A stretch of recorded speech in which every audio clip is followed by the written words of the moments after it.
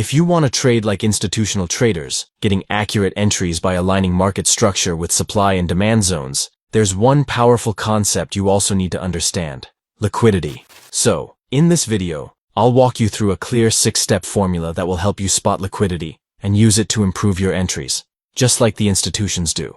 I've used this exact method to take clean, confident trades, and I'm sure it can help you become profitable too. Let's jump into step 1. So, step 1. How institutions manipulate the market. Have you ever noticed how your stop loss gets hit and then the price shoots up without you? That's not just bad luck. Let's say the market is going up, making higher highs and higher lows. Many traders put their stop losses just below those higher lows. But here's the catch. Those stop losses are actually hidden sell orders. That's called liquidity. Now think about the big players, like banks or hedge funds. They don't trade small amounts. They trade with huge money. If they try to buy during the uptrend, their big order could push the price too high.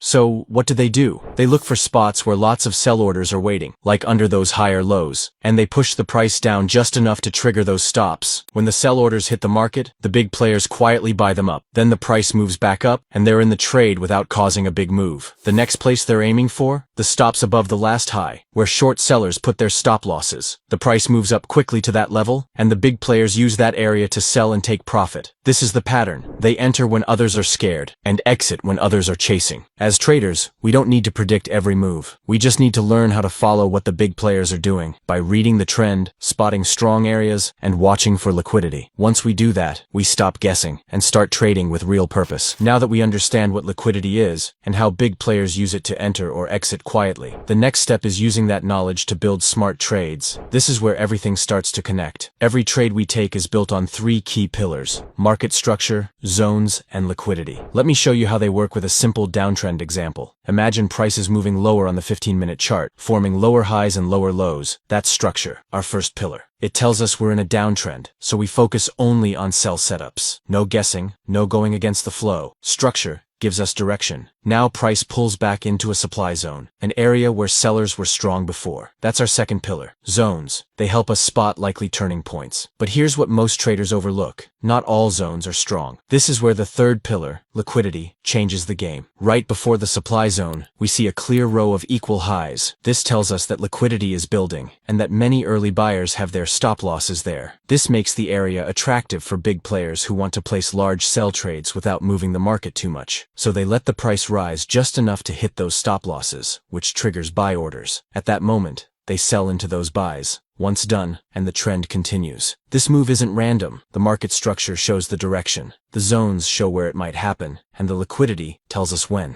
When all 3 come together, we're no longer guessing. We're trading with purpose, following smart money, and using a setup that actually makes sense. So now that we understand how big players think and why liquidity matters, step 3 is about bringing that insight to the chart. And it starts with one simple question: where's the liquidity hiding? Because once you can spot that, everything changes. You stop chasing price and start following where the real moves begin. Here's the trick. Liquidity usually builds up just above clean highs and just below clean lows. That's where most retail traders place their stop losses or breakout orders. And that's exactly what smart money targets. So think of it like this. Buy-side liquidity sits just above obvious highs, and sell-side liquidity hides just below obvious lows. It's simple, but powerful. To make this even clearer, let me walk you through a simple example. Imagine price is in a downtrend and forms 2 equal lows, what we call a double bottom. Now, a lot of retail traders see this and immediately think the market has found strong support, so they start buying. But under the surface, something else is going on. Just below those 2 equal lows lies sell-side liquidity, stop-loss orders from early buyers, and sell stops from breakout traders who expect price to keep dropping. Smart money knows that. So before the real move up begins, price often dips just below the double bottom to grab that hidden liquidity. This quick sweep knocks out weak hands and fills large institutional buy orders at better prices. Then, once that liquidity is collected, price reverses and moves higher. And that's the actual entry point smart money prefers. Not when it looks safe, but right after the liquidity grab. Now let's flip that around with a trap version of the same setup. In this case, price forms the same double bottom, but instead of holding, it slightly breaks below. This tiny move shakes confidence and makes retail traders think the support has failed, so they sell the breakdown,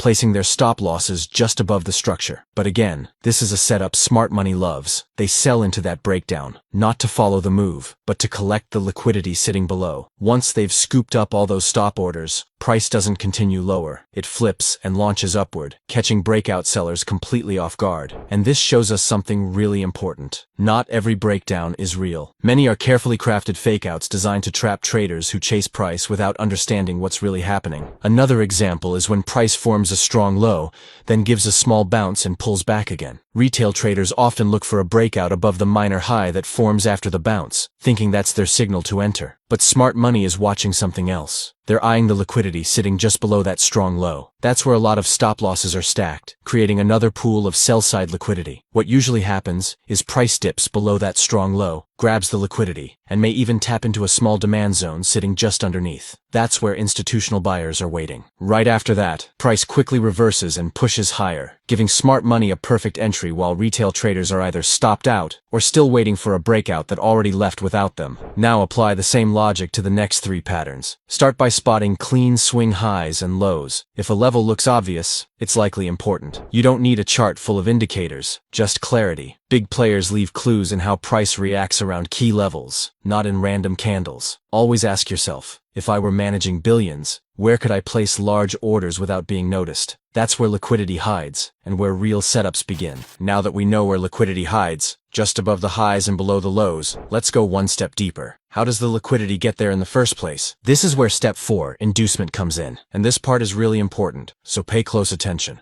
Inducement means the market creates a trap. It shows a setup that looks clean, safe, and normal. But it's actually meant to trick traders into entering. The goal? To gather their orders and create the liquidity big players need. Let's take a simple uptrend as an example. Price is moving higher, forming higher highs and higher lows. Then it pulls back and forms a nice little bullish flag. Looks great, right? Most retail traders think this is a perfect breakout setup, so they buy just above the flag and place their stop loss below the recent low. But here's the trick. That breakout isn't real. It's bait. Big players are watching, waiting for traders to enter. Why? Because every stop loss under that flag becomes sell-side liquidity, and they need sellers in order to buy. So what happens? Price breaks the flag, looks like it's continuing up, and then suddenly drops, hits all the stop losses, fills the big orders, and then goes back up again in the real move. Retail traders get stopped out. Institutions get in. That's inducement. The market makes things look safe to trap traders and collect orders. It happens all the time. Double tops, flags, ranges. The key is to stop reacting and start observing. Read between the moves, not just the candles. That's how smart money plays.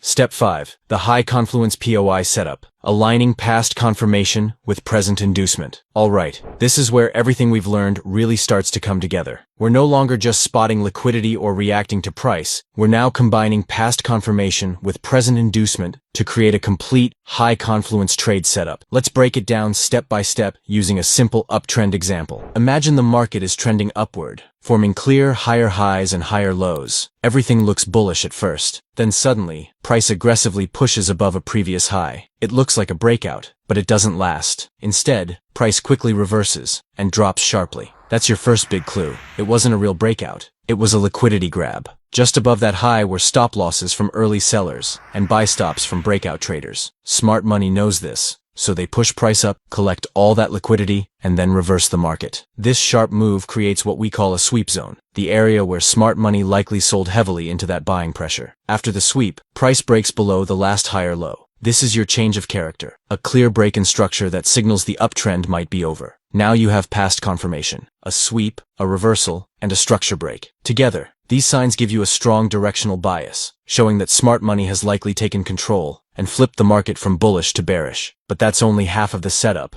Now we shift to the present. After the big reversal, price starts to move back up again, but this time the move is slower and more controlled. You'll often see price forming equal highs, sitting just below the original sweep zone. And those equal highs aren't random, they're a setup. They're designed to attract more breakout traders, making it look like another strong move is coming. But smart money is setting the trap again, letting liquidity build up one more time. Now we have the full picture. The past gave us confirmation with the sweep and structure break, and the present is giving us inducement, a trap to lure in more buyers. This is what creates a high confluence setup. This is where we mark our point of interest, usually the sweep zone, which has now become a key supply area. But we don't just jump in. We wait for price to run the equal highs, tap into that zone, and then give us clear signs of rejection, like a strong bearish candle, a structure break on a lower time frame, or a shift in momentum. And that's exactly what happened here. As I mentioned, that's when the setup is complete. Don't worry, I'll break all of this down in the next steps, so stay tuned. When all of this lines up,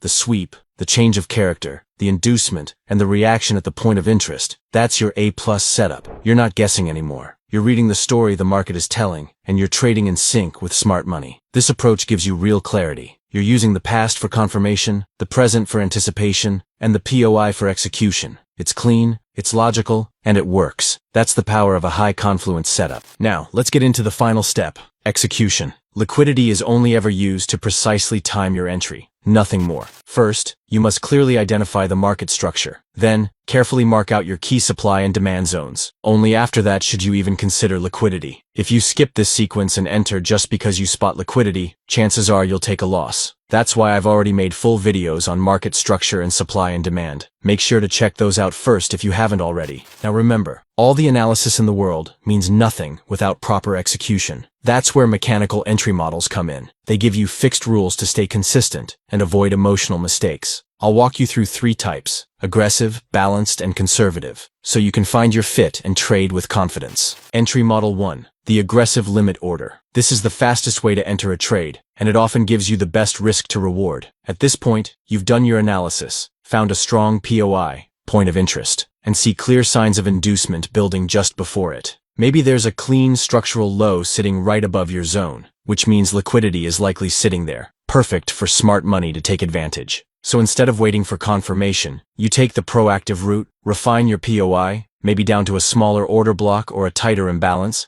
and place a limit order there. That's it. You set it and walk away. If price comes down, sweeps the low, and taps your zone, your order is triggered automatically. This gives you the best entries in terms of reward versus risk, but there's a catch. You're entering without confirmation. You're trusting your setup completely, and if you've misread the inducement or marked the wrong zone, you could get tagged in and stopped out quickly. That's why this method suits traders who are confident in their analysis, experienced with structure, and can handle a stop loss without flinching.